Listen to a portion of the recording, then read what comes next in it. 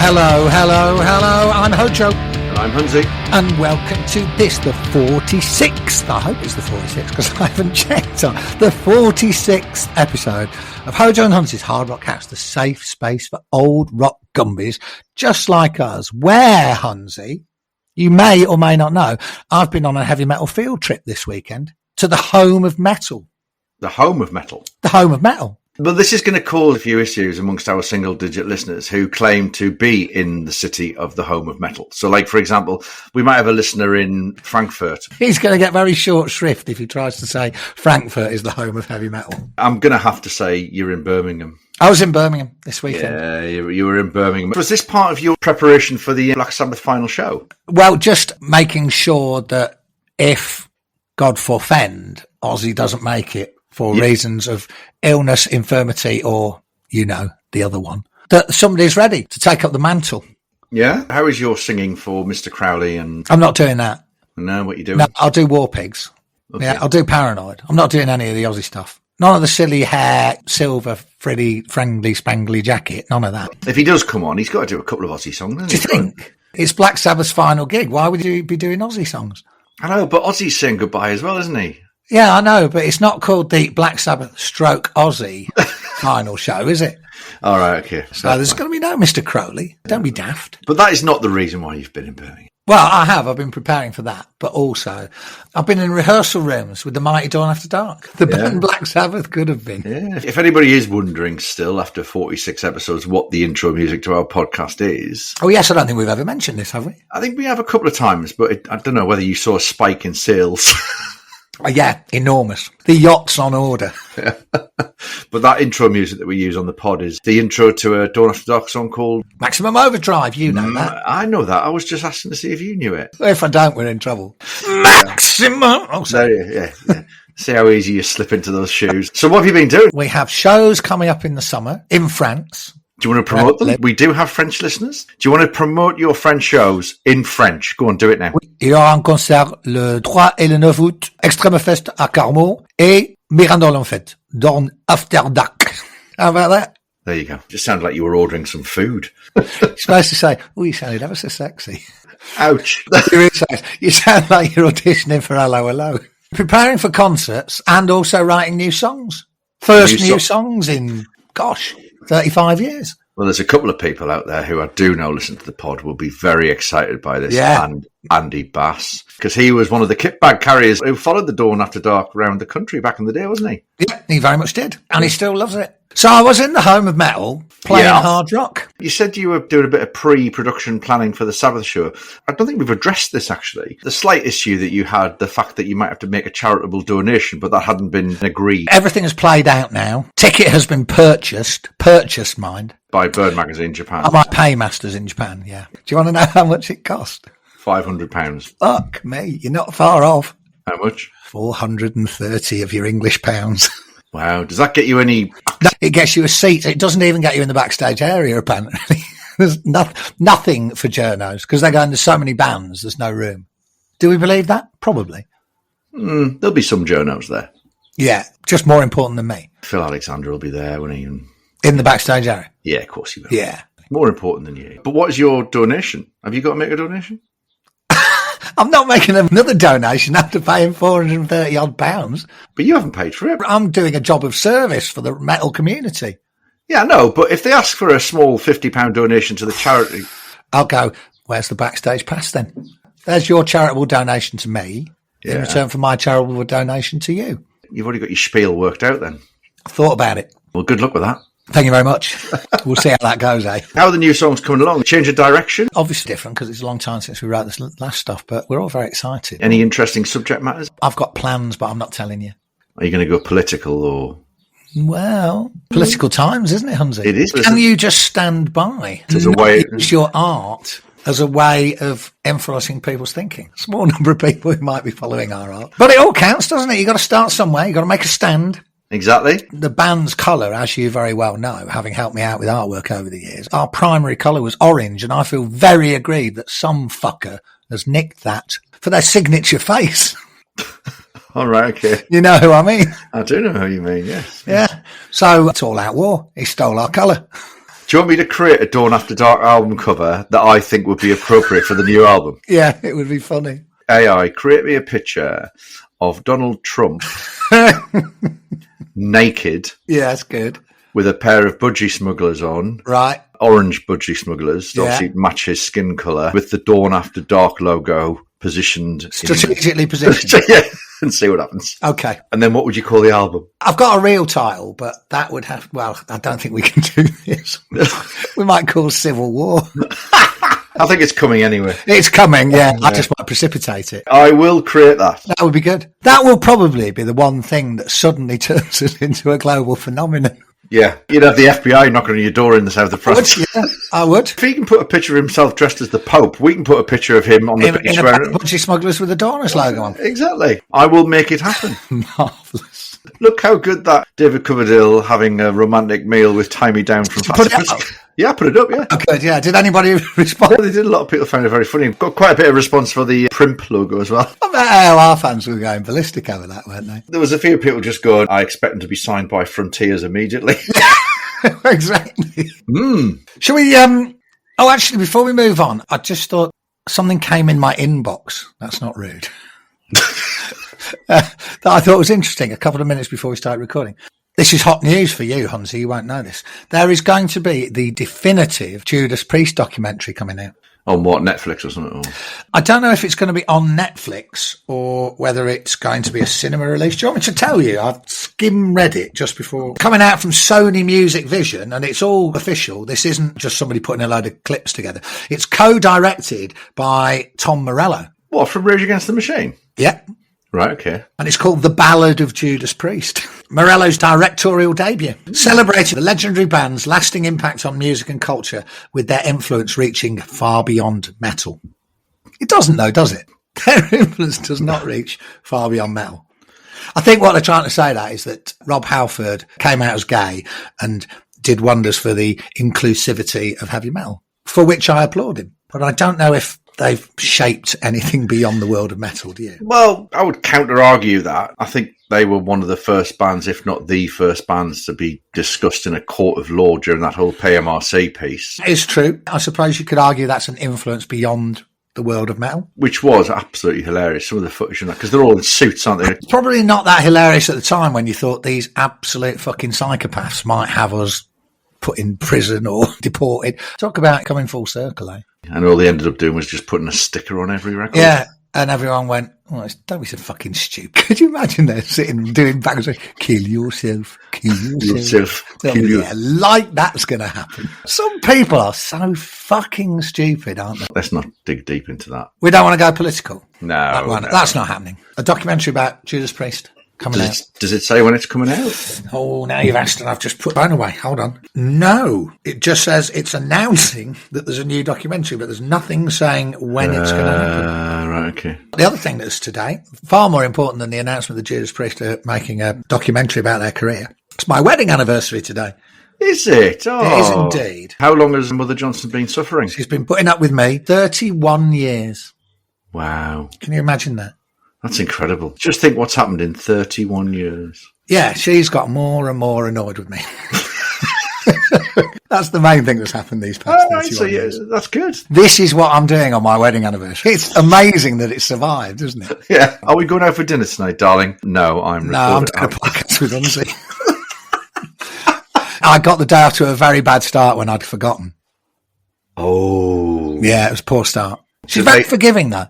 They never forget, do they? No, they never forget, but they do forgive. How did you soften the territory? Did you put Invasion of Your Privacy on? That's coming later. All right. I think that'll work for me, won't it? All will be forgiven. If anybody doesn't know what we're talking about when I said, are you putting Invasion of Your Privacy on, just go back and listen to a couple of episodes. Yeah, do your own work. Oh, well, congratulations. Well done. Thank you very much. I presume your presence in the post, is it? Yeah. Okay. Yeah. Post is a little unreliable here, so, you know. Brexit. There's your ready-made excuse. Yeah. So, anyway, to celebrate the fact that it's my special day, should I go first in a break with tradition to talk about what album I've been listening to? Do I get the prime spot on the podium? I'm going to allow it. The adjudicator is allowing it. Yes, you can go first, which obviously is going to throw the single-digit listener. Yeah. It gives me the opportunity to reply, doesn't it? Yes. Right, go on then. What have you been listening to? So to celebrate it's brilliant there. To celebrate my wedding anniversary, I've been listening to an album. It is amazing it's lasted this long. It dates back to 2008. It's a romantic little record. Yeah. It's called Backyard Babies by Backyard Babies. Oh, Backyard Babies. Backyard Babies. And the reason it made me laugh when I suddenly realised what a romantic day it is today, first track on it is called Fuck Off and Die. Very good. Romance is not dead. Have you told Mother Johnson that this is your choice? No, I haven't had time to talk to her about my choice, but believe you me, the minute we finish recording, I should be telling her because it'll be funny. Yeah. First track, Fuck Off and Die. I know that album. Isn't that one where the cover, they're recreating that very famous shot of the girder over the... Correct. Over New York City when they used to have the builders who were eating their sandwiches out of their lunchbox while 4,000 feet up in the air. It's their 6th studio album. A lot of people probably don't even know who Backyard Babies are. They're a Swedish band. They've been around forever, really. If that's their 6th album from 2008, I'll tell you when they actually formed. They formed in 1987 and have released 8 studio albums. And you may think, who the fuck are these people? How have they managed to release 8 studio albums? But if you're Scandinavian, you won't be saying that because they've won 2 Swedish Grammys. Did you know that? I never knew that. Yeah. Don't know what they won them for. Best band called Backyard Babies in Sweden. Yeah. I like the Backyard Babies. I think. So you like them, and also you've got connection, haven't you? Well, the Ginger. Because your pal. He's been involved with the main man, Dragon or whatever he's... The guitar player, yeah. He was in the Helicopters as well. I love the Helicopters. I think I've discussed that before. We have. He's done some stuff with Ginger in various guises. Didn't he do that super shit 666 thing with Ginger? He did. He's done a lot of things. This is not an album that's great from start to finish. Frankly, Fuck Off and Die can fuck off and die because it's not very good. But there are some really good songs on there. It's a little bit hit and miss. I like the sound of it. Do you remember how it sounds? It's produced by a guy called Jacob Hellner. I've got no idea who he is, but he's worked in metal, rock, pop, hip hop and electronic, and he clearly knows what he's doing.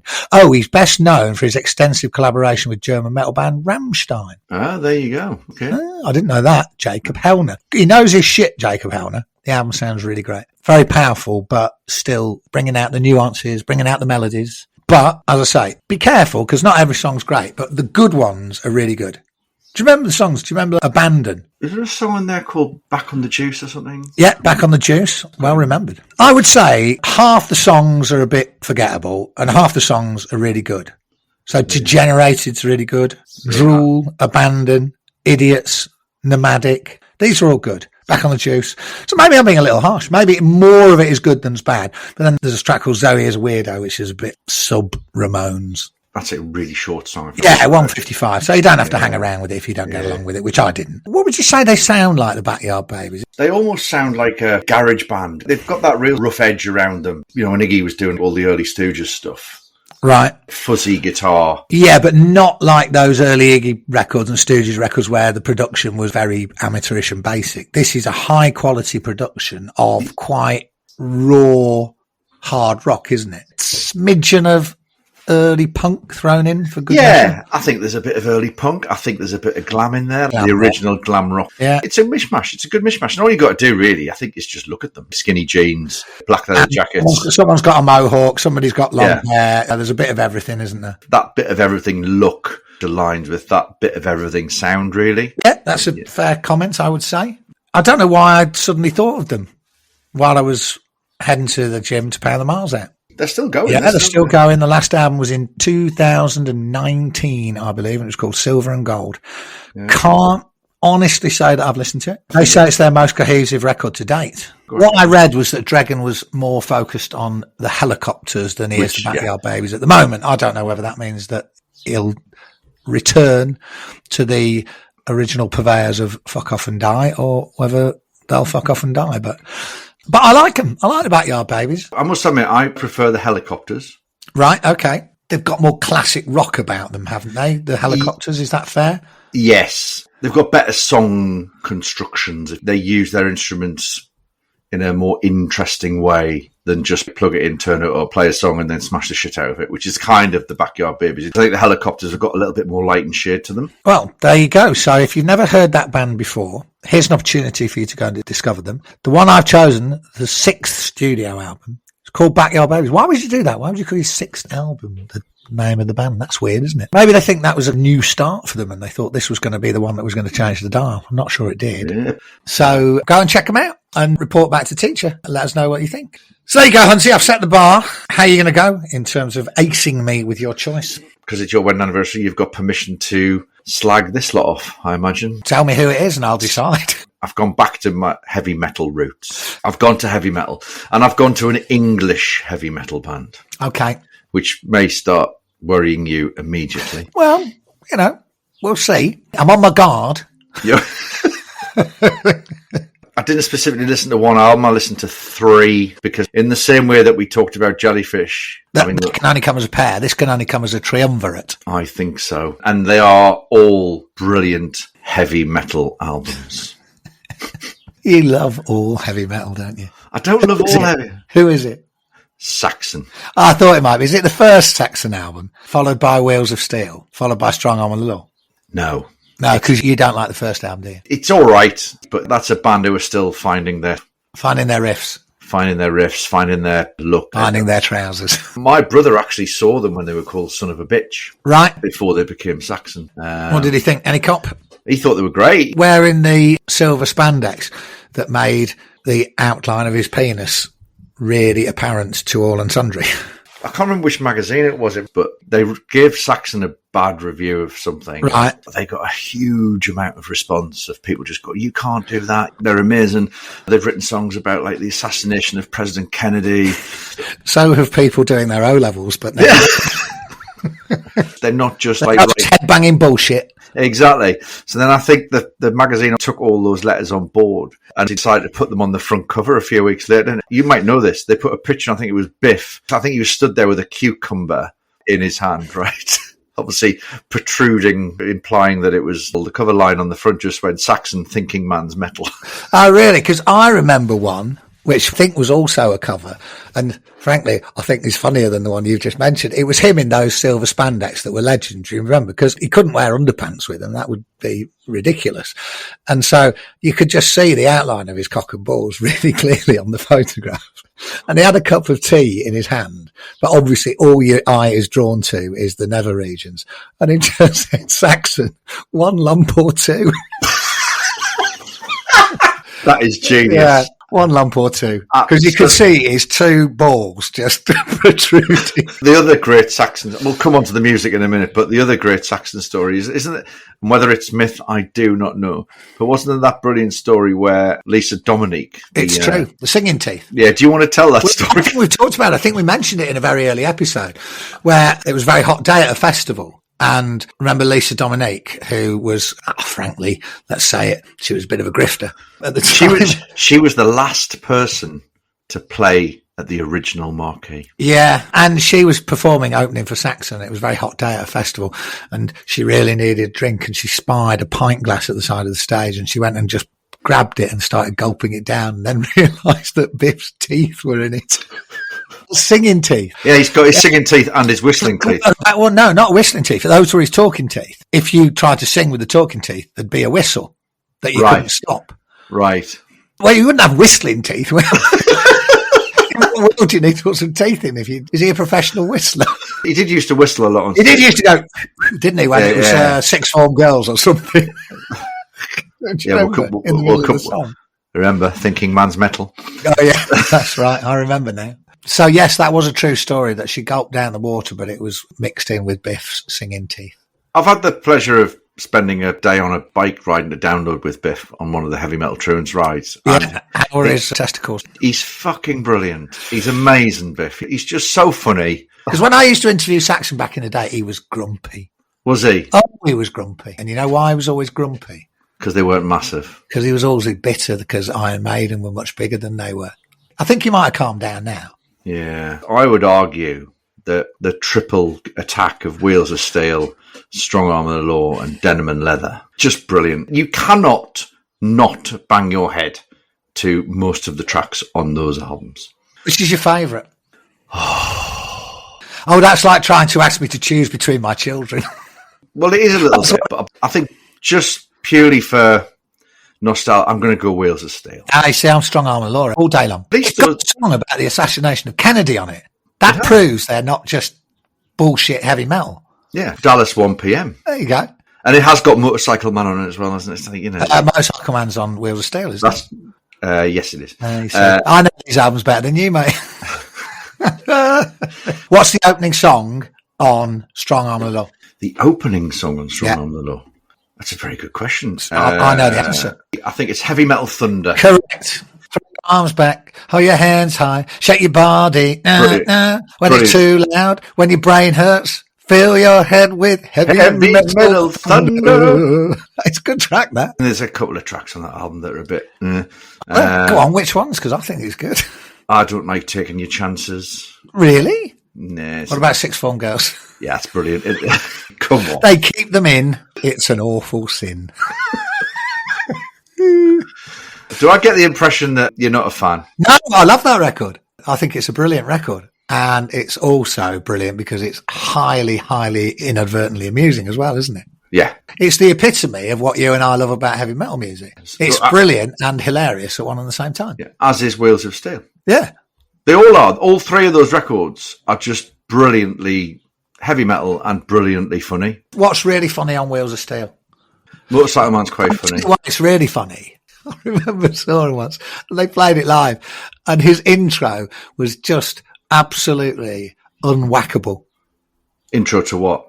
When he was telling the punters what was coming next. All right. Motorcycle Man. He went, "This is a song about a man and his motorcycle. It's called Motorcycle Man." Very good. You can't beat that, can you? No. Denim and Leather. Brought us all together, didn't it? I mean, what? Is that the one with, what was the one about Donington? And the band's played on. Was that on that one? Yeah. Can you actually get any more heavy metal in a heavy metal song when a heavy metal band has written a heavy metal song about a heavy metal band playing a heavy metal song at a heavy metal festival? In front of heavy metal fans? Yeah, that's what that song's about. You think that can never be bettered, don't you? Well, you're going to struggle to write anything half as good for your new album. I can't write anything as political as that, no. Definitely not. It's beyond my pay grade. Back in the day, I used to buy everything that Saxon brought out during that period. The album after that was The Power and the Glory. Yes, that's right. I remember going to America to interview them around about that time. That's when they started to go a bit wrong, wasn't it? Yeah, Power and the Glory was a bit iffy. Crusader was a bit and then Innocence is No Excuse, 1985. Yeah. We're in 85, 86. Hair metal's taking control. Yeah, we don't like that, do we? And it all just falls apart a little bit. But they are still playing. I would argue they're probably more popular now than they ever were. When did you last go to see them? At Shepherd's Bush Empire, about 2016, maybe 2017. Right. Fairly recent then. Yeah. Fairly recent. 9 years ago. 9 years ago. Yeah, fairly recent. I interviewed Biff not very long ago, whatever the last record was.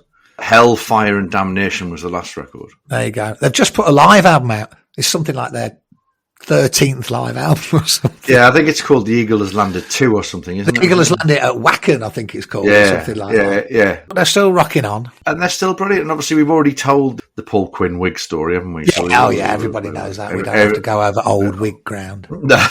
But those three albums are your choice for today, and I'm finding myself in agreement with you. Wow. You are in a good They were three great records. They bring back lots of memories of being young and stupid. Yeah, loads of memories. I used to be able to draw the Saxon logo to perfection on my textbooks at school.